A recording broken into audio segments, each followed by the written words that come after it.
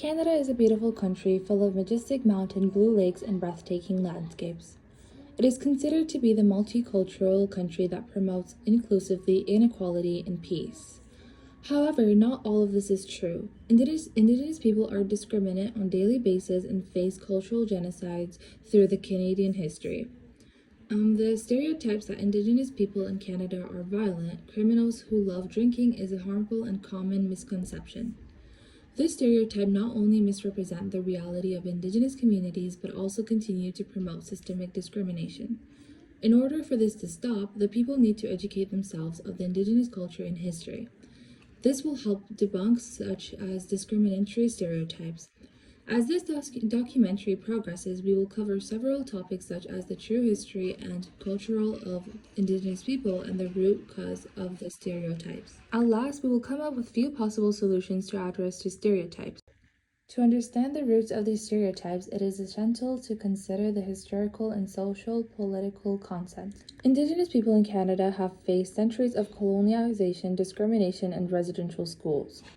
These historical injustices have had serious impacts on Indigenous communities, including intergenerational trauma and social-economic challenges. Furthermore, the media frequently spreads negative stereotypes which distort the diversity and resilience of Indigenous populations. Negative images of Indigenous people in the media and popular culture tend to oversimplify their identities and promote misconceptions that they are naturally violent and addicted. Indigenous people have always been linked with violence and alcoholism throughout colonial times. These stereotypes were used to defend unjust laws and land theft.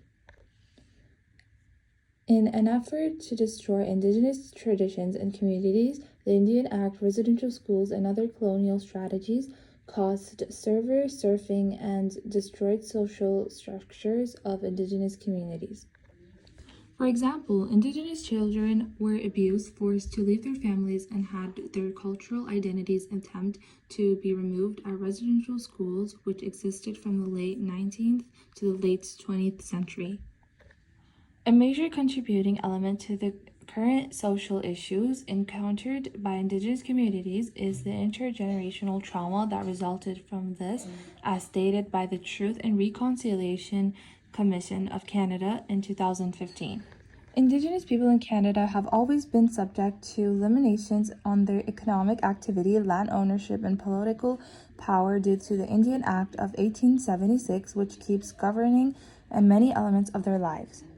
These limitations lead to slower economic growth and worsened poverty cycles for Indigenous people. There is a strong correlation between poverty and criminal activity inside times. Indigenous people are not given the same economic opportunities as other Canadian citizens. Therefore, this is one of the main reasons behind the violence and addictions in some Indigenous people. Health Canada states social and economic factors also impact a person's substance use, such as unemployment, housing insecurity or homelessness, poverty, trauma, colonialism, systemic racism, and stigma, and can contribute to their marginalization from society. This is backed by the Canadian government. Poverty is a known risk factor for drug usage as well as engagement in criminal activity. Opposite of widespread assumption, not all Indigenous people do drugs or commit crimes. Research done by Department of Justice Canada 2019 indicates that although certain Indigenous communities have greater rates of drug addiction and prison time, these problems are closely linked to the consequences of colonialization, structural racism, and poverty. However, the Department of Justice Canada 2019 has linked this overrepresentation to reasons like socioeconomic inequality, limited access to healthcare and education, and the impacts of colonial policies. The rate of substance abuse among Indigenous people is also impacted by the socioeconomic climate of today and past trauma. According to research, inequality and the trauma of residential schools play a major role in the development of mental health issues and drug abuse. Indigenous people have a higher frequency of alcohol use problems than other groups, according to the 2018 study published in the Canadian Medical Association Journal. However, this is highly connected with both past trauma and current socioeconomic pressures. Despite these obstacles, Indigenous communities show remarkable resilience and determination. Community development, cultural renewal, and healing are the main focuses of many Indigenous-led projects. Substance addiction prevention programs that use culturally approximate methods have demonstrated notable success.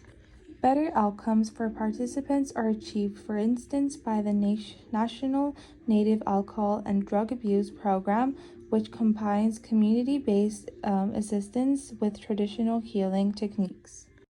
Furthermore, Indigenous people make valuable contributions to society in a number of areas, including as policies, the arts, education, and preservation of the environment. The vibrant Indigenous cultures are demonstrated by the revival of Indigenous languages and cultural practices, which are being pushed by the community-led organizations. The numerous contributions of Indigenous people to Canadian civilizations are highlighted by well-known Indigenous leaders like Senator Murray Sinclair, who oversaw the Truth and Reconciliation Commission, and artist Kent Monkman, who creation challenged colonial narratives. Not only is the belief that Indigenous people are violent criminals who enjoy drinking is terribly harmful, but it is also untrue.